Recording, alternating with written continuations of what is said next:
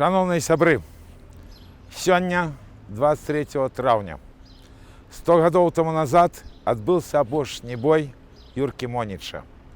Юрка Моніч, вялікі беларускі герой, партизан, кіраўнік партизанского аддзела, які доўга кантраляваў тэрыторыю Барысаўскага павета. Пасля гэтая тэрыторыя скарочвалася, бо ён змагаўся з нелюдзьмі, расійскімі камуністамі і з іхнімі злачыннымі гэбэшнымі структурамі. Юрка Моніч 100 гадоў таму назад біўся да апошняга патрона. Ён забіў гэтым апошнім баі некалькі нелюдзяў.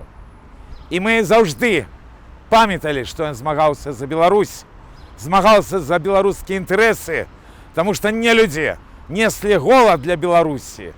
А байцы Юркі Моніча не толькі змагались з нелюдзямі, яны адбівалі зерня, якія карнікі захоплівалі ў беларускіх селянаў.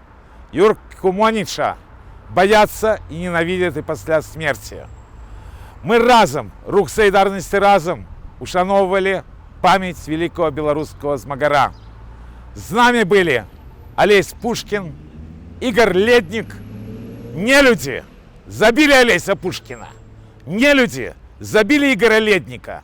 Нелюдзі сёння забіваюць Беларусь, забіваюць памяць беларусаў, забіваюць памяць пра Юрку Моніча. Пад кантролем ідзем сілы, якія на захадзе. Але Юрка Моніч быў прадстаўніком Беларускай народнай рэспублікі, нашай беларускай улады. Ён быў ідэйны. І прыйдзе час беларускай улады, прыйдзе час беларускай справядлівасці, бо вялікі беларускі народ неўміручы, бо наша земля нарадзіла Юрку Моніча. В Холодным Яру в Украіне штогод адбываюцца акцыі па ўшанаванню атаманаў Холодного Яра.